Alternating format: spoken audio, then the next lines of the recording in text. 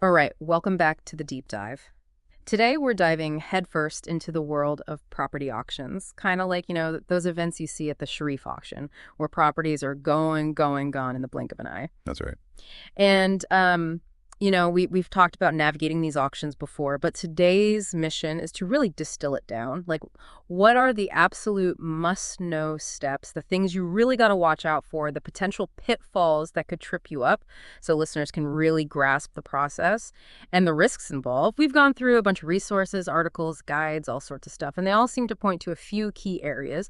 The steps involved, of course, but also the considerations at each step and precautions, the things you got to be extra careful about. Yeah, and that's really what we're aiming for here, to give you a really clear, actionable understanding of what it actually takes to successfully navigate the auction process. And what really stood out to me from the research was the consistency. Like, there's a clear path you need to follow, from identifying those potential properties to understanding your responsibilities, even down to dealing with occupants if there are any. Okay, so let's break this down. Let's start way before the auction even starts. The prep work, the sources really emphasize doing your homework. It's not just about flipping through a catalog, though. Right, you have to be much more strategic than that. This initial research phase is all about identifying properties that align with your goals. The catalog is a starting point, sure.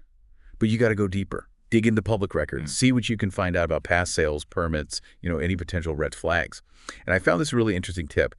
Savvy investors, they often look for properties that have been listed multiple times or maybe even withdrawn from previous auctions. Yeah, because these situations, they can sometimes indicate overlooked potential. Like, maybe there was an issue that scared off other buyers, but it's since been resolved.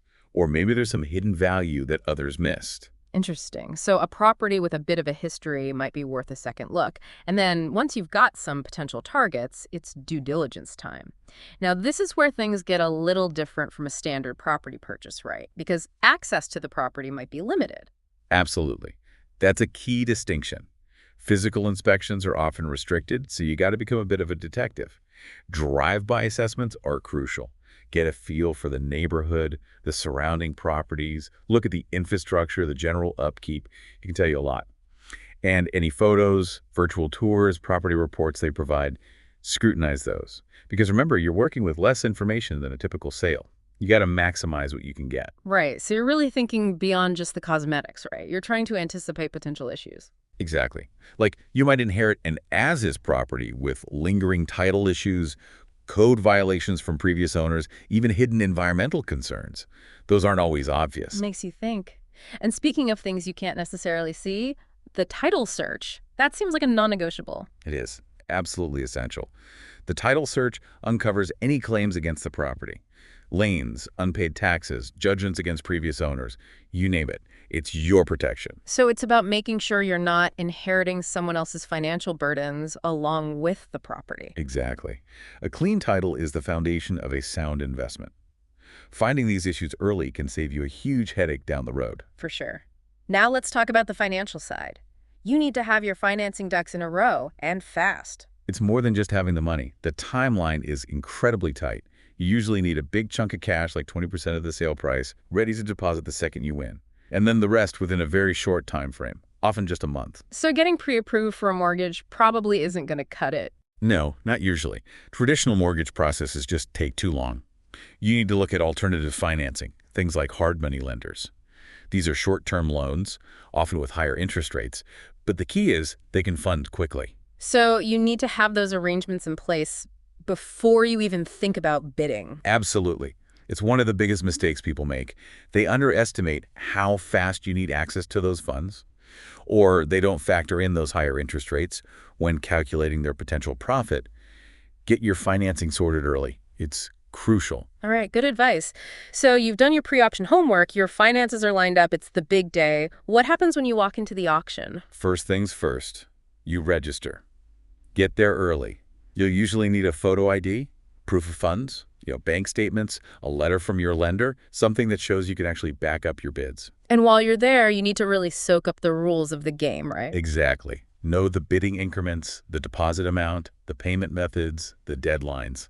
Each auction can have its own quirks. Don't get caught off guard. All right. Then the main event, the bidding. The sources are pretty adamant about one thing: stick to your budget. Absolutely. You have to. It's so easy to get caught up in the excitement, the competition. But you need a firm maximum bid based on your research, your financials, the realistic market value. That's your anchor. Don't get swept away. And prepare yourself for a bit of a frenzy, Uh, right? Auctions can be intense. Bids fly back and forth. The pressure is on. Stay calm. Stay focused on your limit. Avoid getting sucked into a bidding war that could put you in a bad position. You've kept your cool, stuck to your guns, you've won the bid.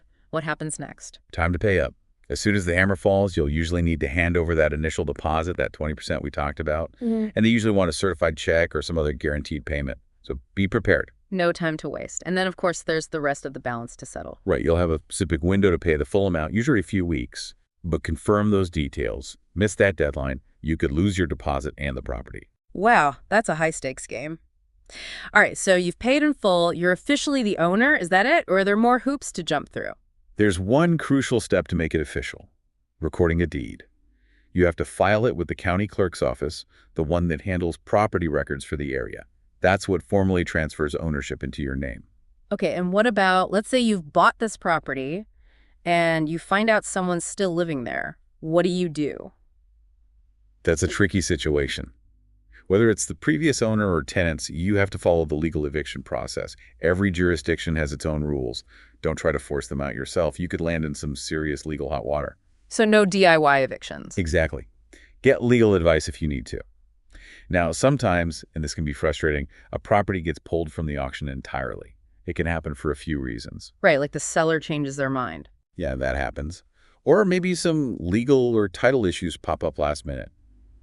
And bankruptcy filings, they can trigger an automatic stay, which basically puts a halt on any sale proceedings. Yeah. And sometimes, if there just isn't enough interest, the auctioneer might pull it to avoid a low sale price. It could even happen right before the bidding starts. So it's good to have backup options.